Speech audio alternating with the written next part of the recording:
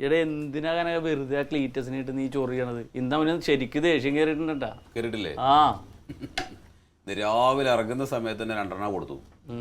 അത് കഴിഞ്ഞിട്ട് വരുമ്പോഴാണ് നിന്നെ കണ്ടത്. അപ്പൊ എനിക്കിട്ടും കിട്ടി. ഇവനെന്താ പറഞ്ഞത് എനിക്ക് മനസ്സിലായില്ല. തിരിഞ്ഞിന്ന് വെല്ലുവിളിക്കാറുണ്ട്. പിന്നെ എനിക്കറിയാലോ ഇത് ഇവിടുത്തെ കൃഷിയാണെന്ന്. ഞാൻ മൈൻഡ് ചെയ്തില്ല.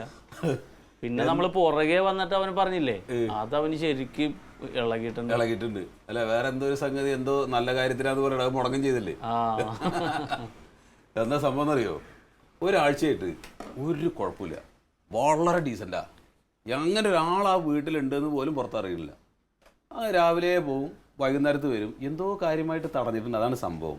ഇപ്പൊ ശല്യമൊന്നുമില്ലല്ലോ? ഒരു ശല്യമില്ല.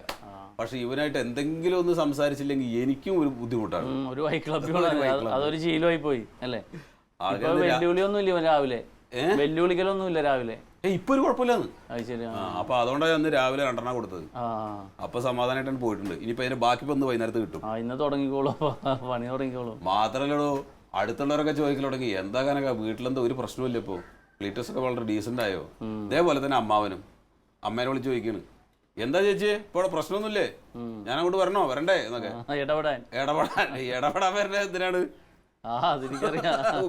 ഇത് തട്ടാൻ വേണ്ടിട്ട് വരണത്. പിന്നെ മാത്രല്ലടോ, ഇത് രാവിലെ വരിക, ഓഫീസിൽ വരിക, പിന്നെ പോസ്റ്റിന്റെ മുകളിൽ കയറുക, വീട്ടിൽ ഇറങ്ങി പോവുക, വീട്ടിൽ പോവുക, കിടന്നുറങ്ങുക.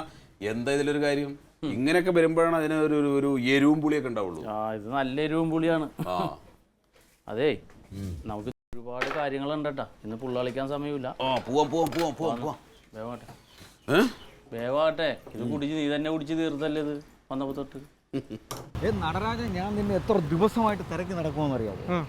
അതായത് എൻ്റെ കയ്യിൽ ഒരു അടിപൊളി ബിസിനസ് ഉണ്ട്. ക്ലീറ്റസിനെ കണ്ടിട്ട് കാര്യമില്ല. കാരണം വെച്ചാൽ അവൻ്റെ കയ്യിൽ കാശില്ലല്ലോ, നിന്റെ കയ്യിലാവുമ്പോൾ പൈസയുണ്ട്. പിന്നെ അതുമല്ല, നിന്നെ കാണാൻ ഒരു ബിസിനസ്സുകാരൻ്റെ നല്ല ലുക്കും ഉണ്ടോ? പിന്നെ അല്ലാതെ അതുകൊണ്ടല്ലേ ഞാൻ നിന്നെ തിരക്കി വന്നത്. ഇത് വേറൊന്നുമല്ല, ഒരു 25,000 രൂപ നീ മുടക്കിയാൽ നമുക്ക് എങ്ങനെ പോയാലും ഒരു മാസത്തിൽ ഒരു 50,000 രൂപ പിടിക്കാം. നിന്റെ കയ്യിൽ പൈസ ഉണ്ടാ? എൻ്റെ പൈസ ഉണ്ട്. എനിക്ക് പ്രധാനമന്ത്രി ആവണം. നീ പ്രധാനമന്ത്രി ആയത് തന്നെ, നീ ക്ലീറ്റസിന്റെ പാർട്ടിയിലല്ലേ വർക്ക് ചെയ്യുന്നത്. നീ പ്രധാനമന്ത്രി ആയിട്ട് ഞാൻ വകുപ്പുള്ള കാര്യങ്ങൾ പറഞ്ഞുതരാം. പൈസ ഉണ്ടാക്കാനുള്ള കാര്യമാണ് ഞാൻ പറഞ്ഞു വരുന്നത്. നിനക്ക് താല്പര്യം ഉണ്ടാ? താല്പര്യമുണ്ട്. താല്പര്യം ഉണ്ടെങ്കിൽ നീ 25,000 രൂപ മുടക്കാൻ തയ്യാറാണോ? ഞാൻ തയ്യാറാണ്. എനിക്ക് പ്രധാനമന്ത്രി ആയത് ഞാൻ തയ്യാറാണ്. ഇത് പ്രധാനമന്ത്രി ആവണോ ബിസിനസ്സുകാരനാവണോ? നിനക്ക് എനിക്ക് 2 കാര്യങ്ങളുണ്ടാവും. രണ്ടും കൂടെ നടക്കൂല. ഏതെങ്കിലും ഒരു വള്ളത്തിൽ നിന്നാലേ കാര്യം നടക്കത്തുള്ളൂ. പിന്നെ ആദ്യം ബിസിനസ് ചെയ്യാം. അപ്പൊ അതാണ് നല്ലത്. അപ്പൊ നിനക്ക് ബുദ്ധിയുണ്ട്. അതായത് നീ 25,000 രൂപ മുടക്കി കഴിഞ്ഞാൽ നിനക്ക് മാസം 50,000 രൂപ കിട്ടുന്ന ഒരു വകുപ്പാണ് എൻ്റെ കയ്യിലുള്ളത്. അതായത് ഈ മണി ചെയിൻ പോലത്തെ ഒരു ഏർപ്പാടാണ്. നമുക്ക് ആദ്യമൊക്കെ നിൽക്കുന്നവർക്കെല്ലാം പൈസ കിട്ടും. ബാക്കിയുള്ളവരുടെ കാര്യം നമ്മൾ നോക്കേണ്ട കാര്യമില്ല. നമുക്ക് മാസം തോറും 50,000 രൂപ വളരെ കൃത്യമായിട്ട് കിട്ടും. 25,000 മുടക്കി 50,000 കിട്ടുമല്ലോ. 50,000 ഉറപ്പായിട്ട് കിട്ടും. അതുകൊണ്ടല്ലേ ഞാൻ നിന്നെ തിരക്കി വന്നത്. നിന്റെ കയ്യിൽ ഇപ്പൊ 25,000 തരാനുണ്ടോ?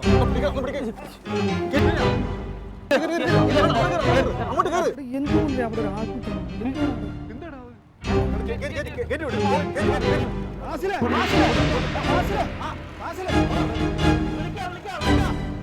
എന്താ ഇവിടെ പറ്റിയത്? ഹോസ്റ്റലിൽ ആള് ഷോക്കേറ്റ് വീണത് ഇവിടെ. വളരെ സീരിയസ് ആണ് ആള്. ആരാണ്? ആ ലൈൻമാന്റെ കൂടെ വന്ന ആളാണ്. അറിയത്തില്ല, ആളറിയത്തില്ല. ഇങ്ങോട്ട് കൊണ്ടുപോയിരുന്നു. അപ്പോൾ കനകം തന്നെ തട്ടിപ്പോയെന്നാ തോന്നുന്നു.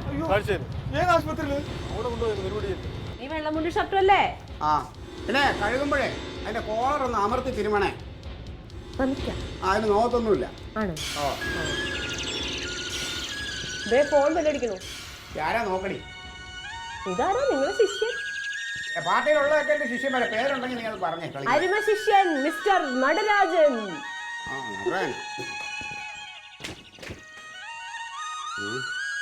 ഇവനെന്താണ് രാവിലെ? നടരായ, എന്താടേ നീ എന്തിനാ ഇങ്ങോട്ട് ഉരുളുന്ന? കാര്യം പറയും. എന്ത് നമ്മുടെ പാർട്ടി വളർന്നാ? ആത്മസംയമനോ? അതൊക്കെ എനിക്കുണ്ട്. നീ ഞങ്ങളുടെ കാര്യം പറയും. അവൻ്റെ കാര്യം എനിക്ക് കേൾക്കണ്ട. എൻ്റെ അളിയനും നീ വേറെ എന്തെങ്കിലും പറയണമെങ്കിൽ പറയും. സന്തോഷം ഉണ്ടാവണം. എന്തുവാടേ പറ. ഇവിടെ ചിരിക്കാതെ കാര്യം പറഞ്ഞായ. എപ്പോ എന്നിട്ട് അതെ സത്യമാണോ? ആ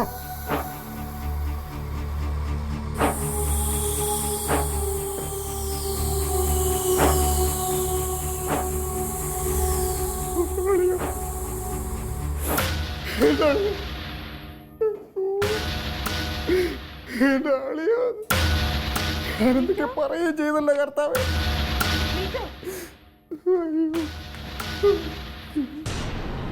എന്തേ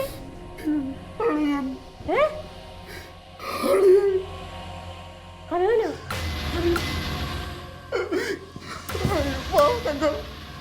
കാര്യം പറഞ്ഞിട്ട് പോകലില്ല. Alien versus Alien.